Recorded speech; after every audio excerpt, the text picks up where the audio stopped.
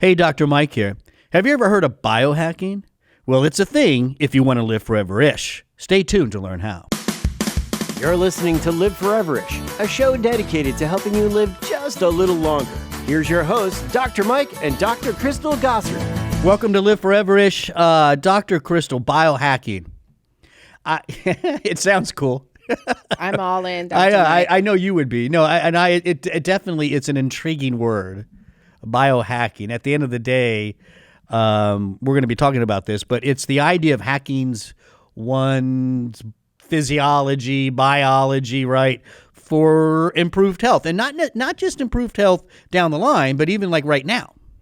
Right. Improved health now. And the key to biohacking is analyzing data, making adjustments. So it's not just eating well. Yeah. It's actually putting numbers to that. Right.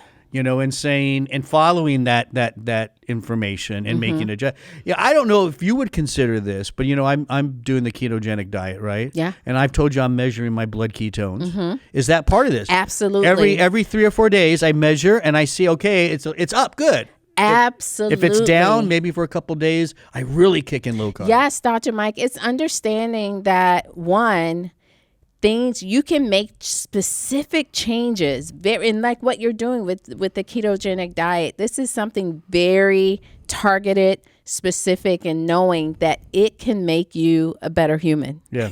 And it's letting real numbers, and because we like that, right? Because at the end of the day, if you can be objective about something, not just that doesn't mean being subjective isn't worth it. Like, I feel better. That's fine. Yeah.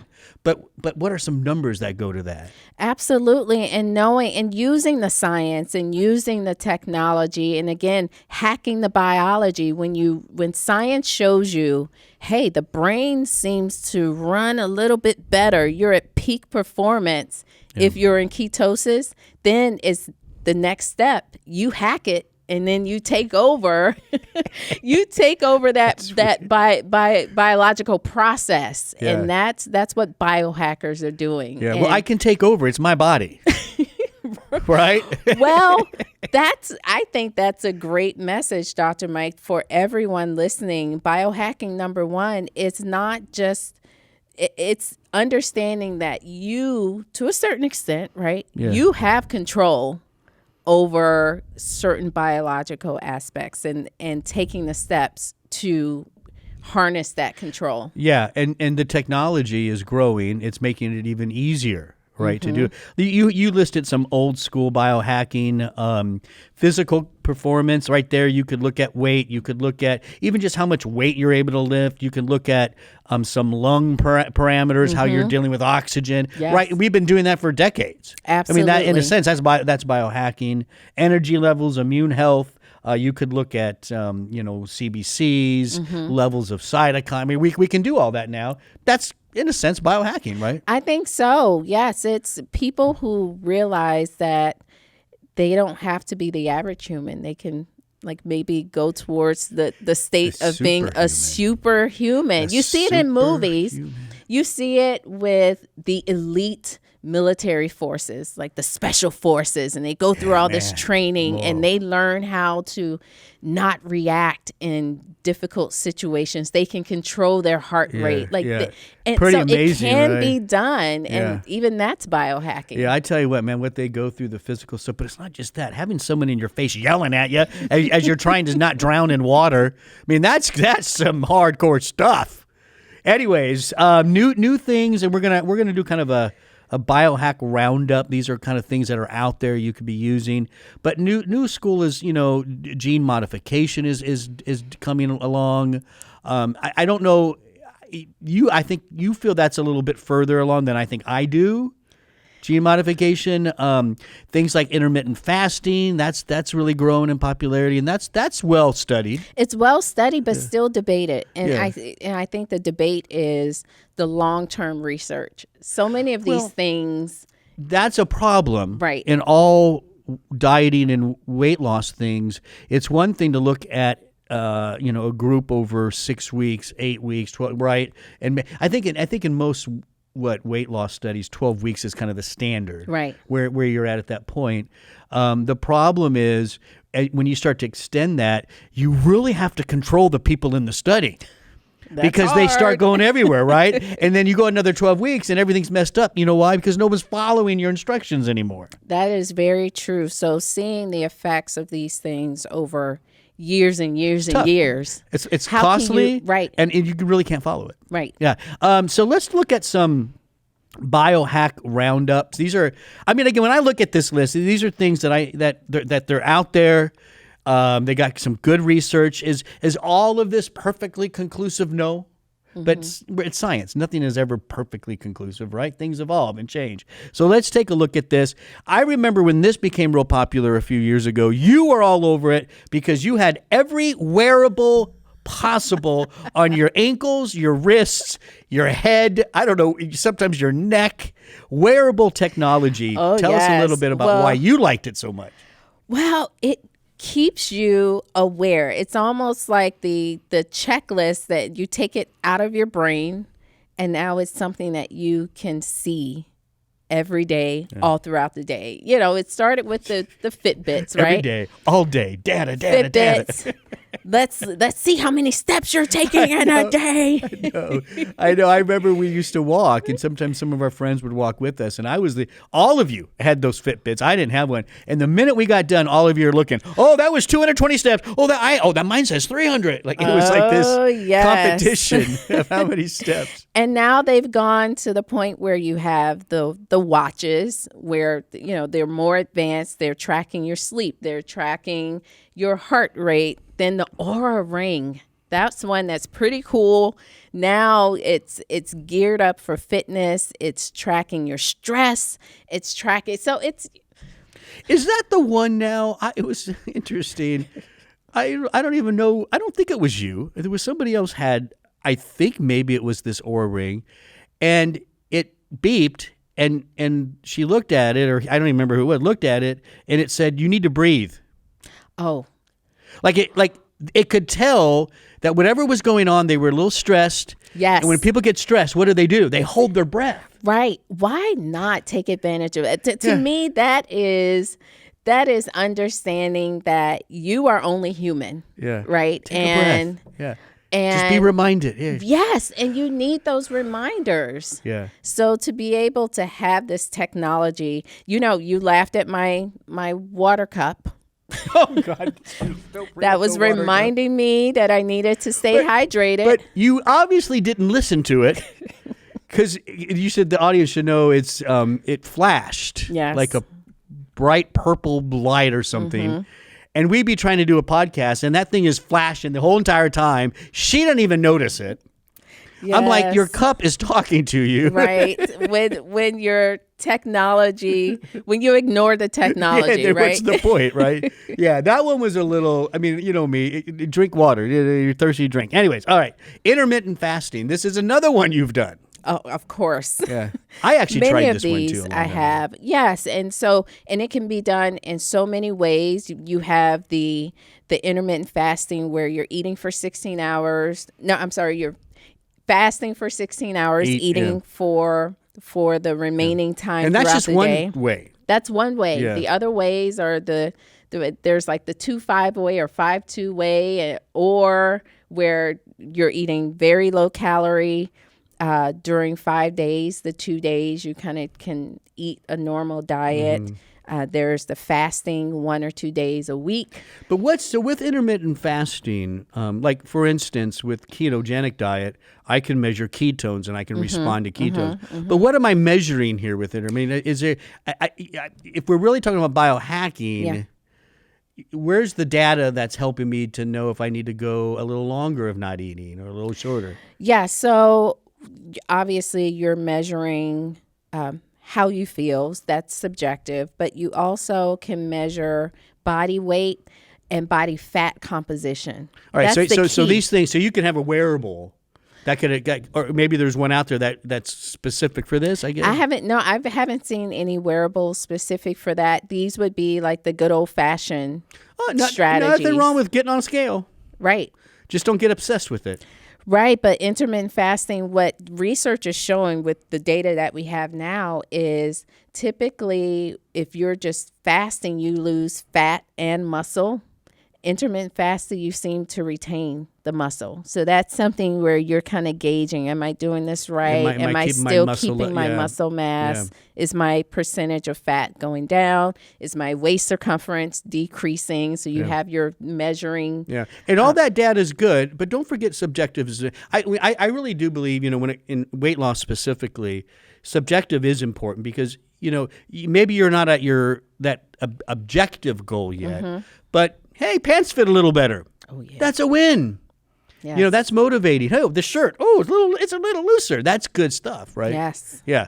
Let's move on to implant technology. This has really taken off over just really the past 5-6 years. I'm really impressed with like a lot of the diabetic implant technology now.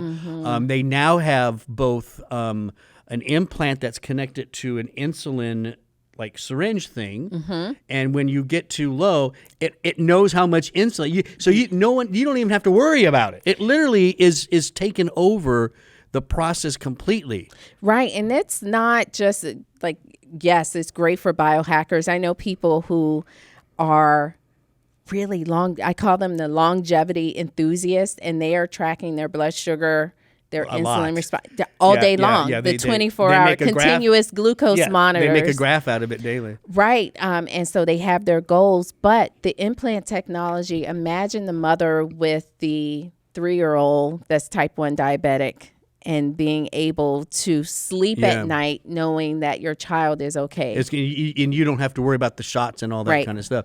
And again, I think that's a great, the longevity specialist or enthusiast, that are tracking that sugar, that's actually pretty important because it fluctuates. And so if you understand how your ups and downs are, you won't overreact when you test at a time when you're kind of up usually, right? Yep. And people, if you don't know all that and they check something like glucose one time, and it's 110, they're like, I'm a pre-diabetic. Like they freak out on that one measurement, right? Yeah.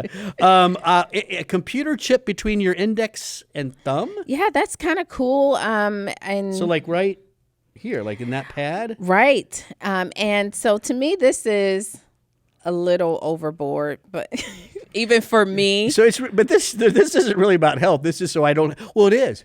I will never forget my keys. Because that's what you're saying. It can open doors? Well, it's about one less thing to have to worry about.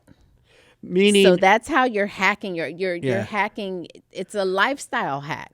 But what does this do? It says so you can get rid of carrying wallet and keys. Yeah. So like a credit card information's in there. Something to open my door is in there. Oh my gosh, that's sci-fi. I know. It's here though, Dr. Mike.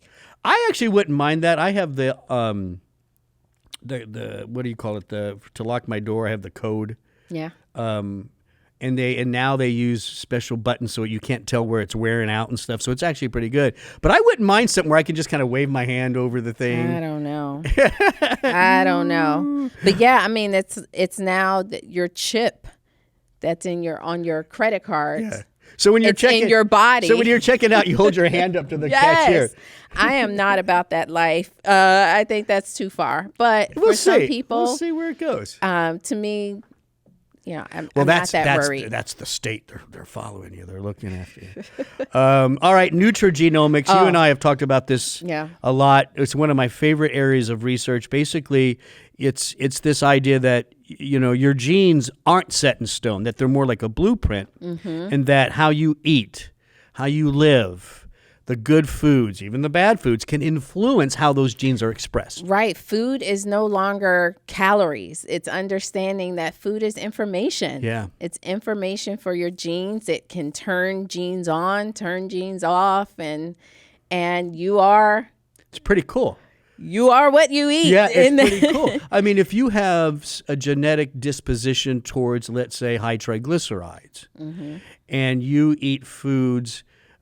so you think, okay, I'm going to cut fat out. Yeah, that helps. But then also there are certain fruits and polyphenols and stuff like that can also inhibit those genes as well that make fat.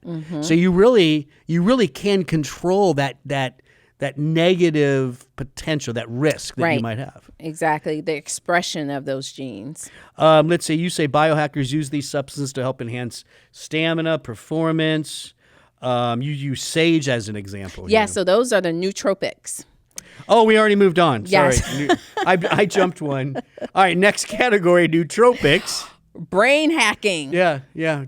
So now we're taking it from the body and really focusing in on the brain. Yeah, and nootropics is different from some of the traditional brain nutrients in that it's really about my performance now That's right. versus so in truth, you want to do some nootropics, but you also want to do some of those classic brain because you want to keep your brain healthy for a long time as well. Right. They're not replacing the nutrients that's helping with the structure function of the brain, just like the foundation of how your brain works. Now we're talking about brain power. Yeah. And maximizing. I wonder, like, in athletes and stuff, if they do performance enhancing drugs, or something, they give it. So in Silicon Valley, you have all these smart guys wanting to get these patents for all these crazy IT, and they take nootropics. I wonder if someday that'll be like illegal. Like you're taking advantage of these things that's making you come up with these ideas better. I don't think so. No. It's just a thought. Sage, you specifically mentioned sage. Yes. Is that one of your favorites? Sage is, it can modulate multiple pathways associated with health and performance. It's one where there's some research. So yeah, that's one it's worthy to call out. Now people burn sage. It's not the same. It's not the same, right? Yeah, No. I want to make sure that's clear. That when you burn sage for your home, people say it has some detoxifying quality. That's fine.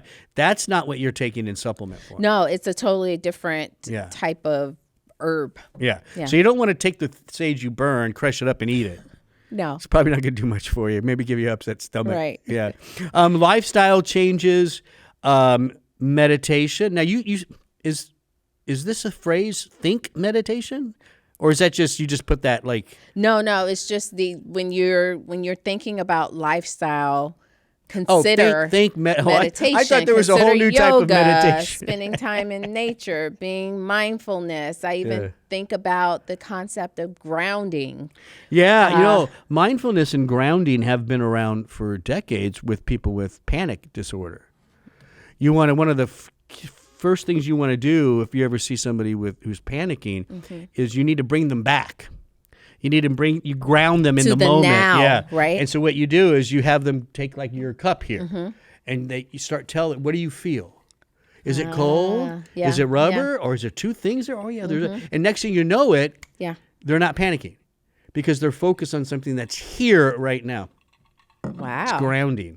Nice. Yeah. I know some stuff. You do. Thanks, Robson. Robson left. Other hacks. Cryotherapy, that's cold therapy. I don't, there's cold baths versus actual like true, like people, you can go into a true like chamber. Oh yeah, but those are popular now. Dr. Yeah, Mike. they're at gyms and stuff. Wellness centers. There are entire, almost I would say, biohacking facilities where they're doing nutritional IV. Red light, infrared light therapy, cold therapy. Cold therapy. It's you can go and get all the biohacks you'd like for a monthly subscription. Yes, for a monthly subscription. That's great. So those are some common ones out there. Now there are. So when somebody hears all this, it's like, okay, what do I do? Well, okay, I'm interested. I would like to have more control over my health, my body. I like the idea of looking at some data and making good decisions, right? So where to start? And I think we've come up with how many? Like 6 or something? 5, 6 or 7 things that you can start with pretty much quickly and easily, right?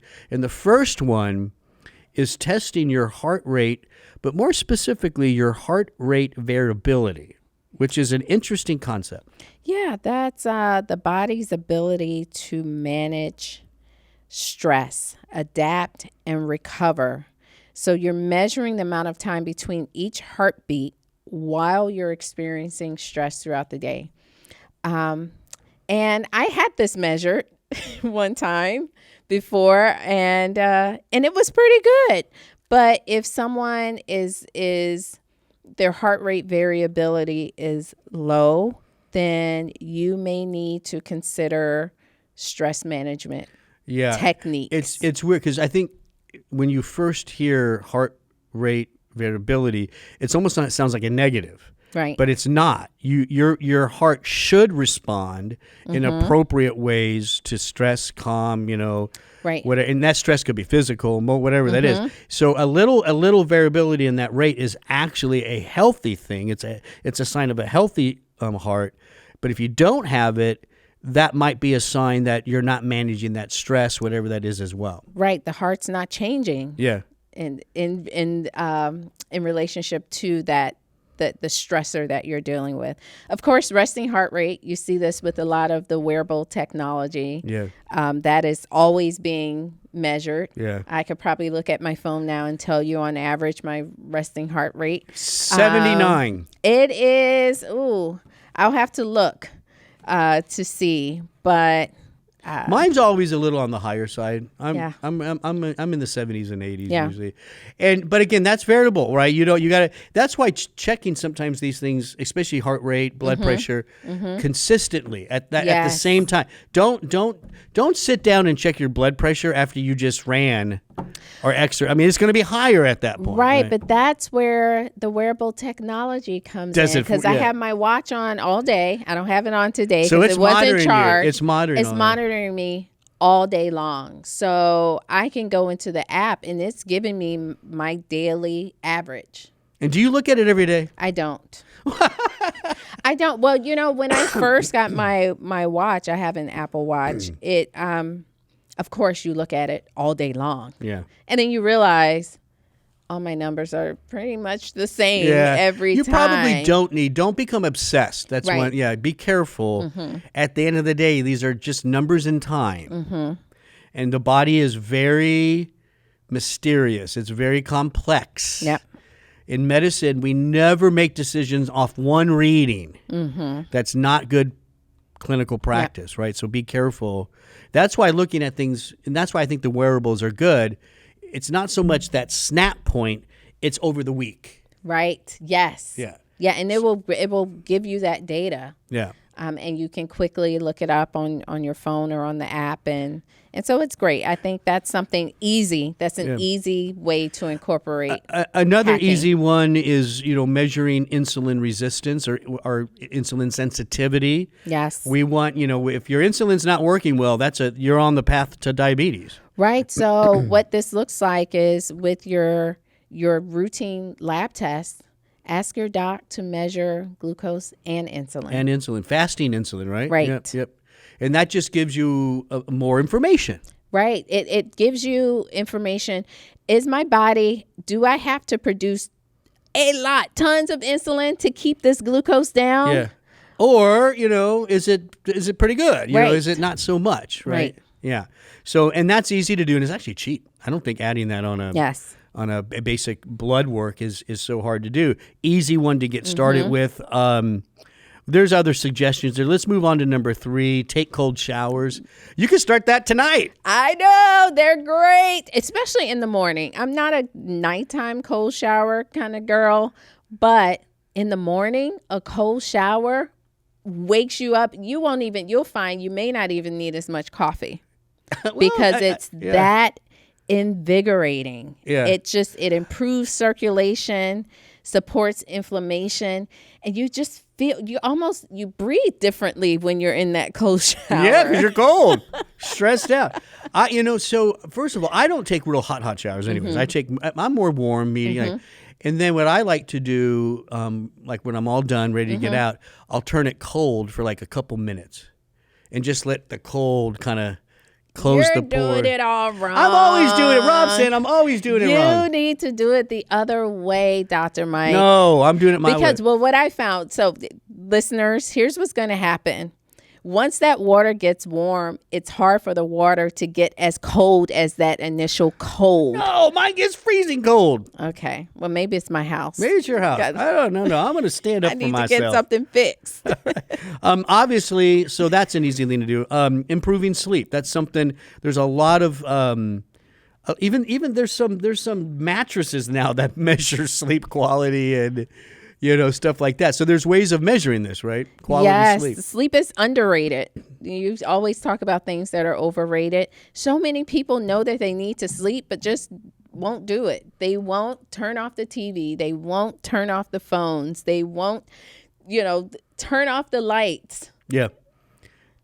Or at least as the night. Remember I told you for a Christmas gift a long time ago, I got a friend that dims based on where you live and sun setting and sun rising. Right? Yeah. So you don't have to do it. It just kind of naturally. And so by like 8:30, 9 o'clock, it's like really almost dark. Yeah. And you're like ready to go to bed. Yeah. I like too, it's not just sleep quality isn't just getting to sleep and sleeping. It's how you wake up as well. And I think when you wake up, one of the first things you should do is open those drapes and let some sun hit your face. I know. That gets those hormones adjusting, right? That drops the melatonin, gets the cortisol up. You know, my husband's the sleep police in our house. I do. So he gets the house ready in the morning. At night, he dims everything. He makes us talk quiet, our nighttime voices, and in the morning, that's the first thing that he does. He comes in because he wakes up early. I'm still sleeping. He wakes up, and when it's time for me to get out of the bed, he throws open those curtains, and then I throw my head under the covers. What is he going to do when the kids are teenagers? He does it to me. I know, but he's going to eventually do it to them too. Oh, he's doing it to he walks around and he goes in the kids' room. Time to wake up, and then he comes. Time to wake. That's the sound of the curtains opening. Let's give his name is Blake. Let's give him because I he used to talk to me about he struggled. That is true. Sleeping for a long time, so he's figured out something that's working, and he thinks it's going to work for everybody now. I know. I'm going to move. I'm going to skip one. I'm going to move to body movement. A body at rest stays at rest. Yeah. A body in motion stays in motion. One of the simplest hacks. It's a no-brainer. Right.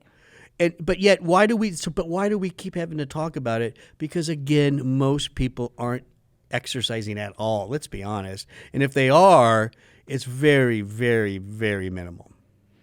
Well, we feel like at least, and I do this during the day, I just have so much work to do. I'm typing. You don't want to step away. Yeah. But you should step during the day, step away, try to plan some walking meetings. Yeah.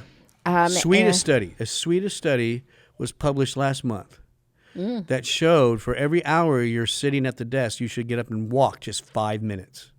And guess what? Your wearable technology tells you it's time to get up. But just that 5 minutes of being up and walking and doing something different reduced stress levels, improved motivation. Yeah. And they think long-term probably has an impact on cardiovascular health, cerebral vascular health, all that kind of stuff. But at least in the moment, you just feel better when you sit back down. Well, and so what I'm hearing you say is it's not the movement. It's not just about in the gym, exercise, running. Find those little times, right? Walking around the office is a great, or if you're working at home, take your dog for multiple little walks. Dog will love it, right?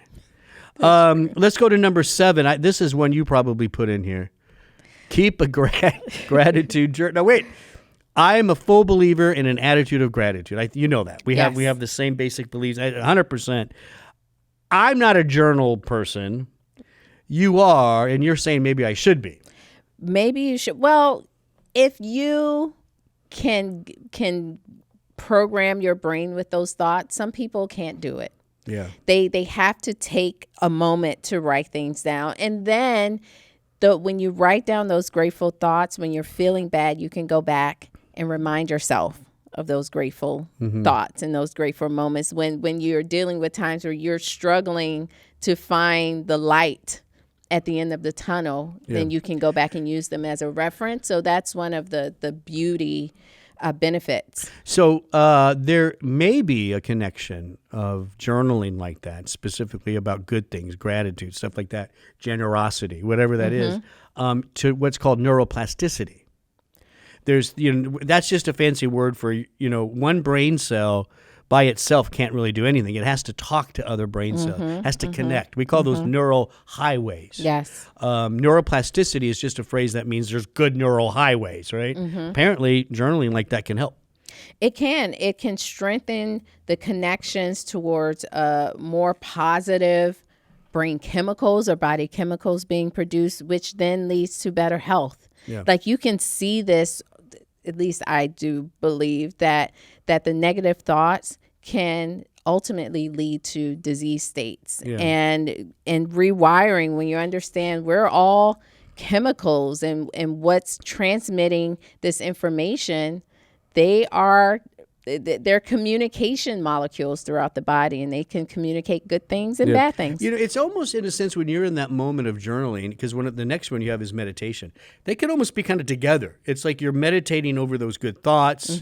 When people see the word meditation, many people think of like Far Eastern philosophy, homity. No, meditation is it's thoughtful mindfulness of the moment. Maybe it's just all about gratitude in a moment for you. Maybe so. I think those kind of go together, 7 and 8 there. 100%, Dr. Mike. Number 9, spend time in nature. So Life Extension sponsored a study looking at, the question is what are the healthiest states? Remember we did that? Yes. And one of the pillars of that study was access to open spaces. Parks. We specifically didn't say parks and stuff. We said open spaces because even if it's not a formal park, but it's a field out by where you live, having access to that nature, being out was very, very, very helpful. That's very interesting. When I think about spending time with nature, I think about the other definition of grounding, where you understand that being connected to the earth and the energy inside of the earth and letting that energy now penetrate our body's you gotta energy. go barefoot. You got to go barefoot. You have to just go lay in the grass. Like we do with kids. And it's so funny about that. As kids, we were barefoot a lot. We laid and rolled in the grass. We were covered in mud. And, yes, there are kids that deal with moose. I'm not saying that. But for the most part, you don't have those same worries as you do when you go. So, granted, life changes. I get all that. But maybe as adults, we should go roll in the mud. I think so. Just roll in the mud one day. Right? Just realizing, it just helps you realize, hey, life is there. Don't take things too serious. Yeah, come on, get out there, get dirty a little bit. Hormones, very important. This is a simple, but we've been talking, if you're going to include hormone restoration or balancing as a biohack, that means you and I have been talking about this for 15, 16 years. Oh, for sure. Yeah. And that's kind of, I think now we're coming back to our opening discussion that many things that people do are considered biohacking. Think about how you can take it to the next level. Think about the testing and the retesting that may need to happen. Yeah. And so, whether you talk to a doctor that believes in all that, we've seen it. We've seen the effects I'll tell you. Of having a nice ratio of testosterone to estrogen when you're an aging man.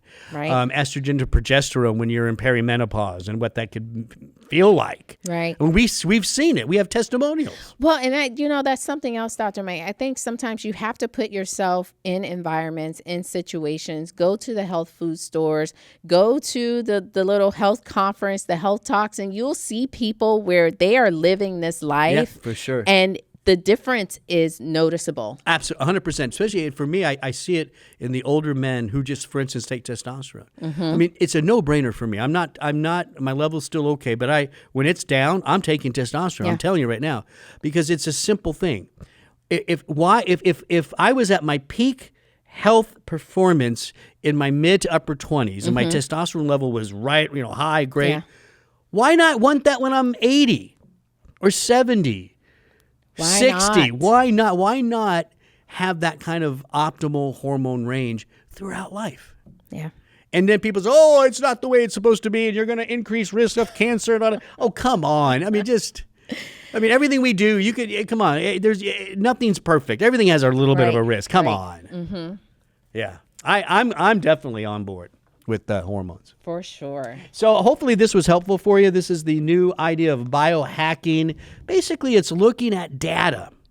It's looking at numbers. Yes, subjective data is very important, but when you can combine that with a number, right, and make adjustments to whatever it is, exercise, diet plan, sleep pattern, whatever, that's biohacking, right? You're optimizing your body's physiology, right? Yes. That's pretty cool. We have an article on this. It's lifeextension.com/biohack, right? Yes, BIOHACK, /biohack. Biohack. That's at lifeextension.com/biohack. Dr. Crystal, great show. Thank you. As Dr. always. Mike. Thank you for listening to Live Foreverish. Don't forget, you can go to liveforeverish.com.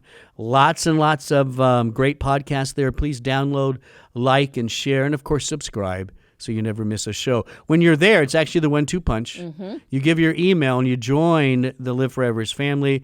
That includes some just really good information, up-to-date studies, whatever. You might even get a notice on what biohacking is, right? I mean, it's really cool stuff. But then again, the second part is you subscribe. So you can always be listening to Live Foreverish. That's right. Right? That's liveforeverish.com. I'm Dr. Mike. Thanks for listening.